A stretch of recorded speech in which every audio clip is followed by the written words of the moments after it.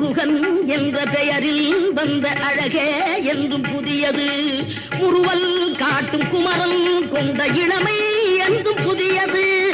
முறுவல் காட்டும் குமரன் கொண்ட இளமை என்றும் புதியது.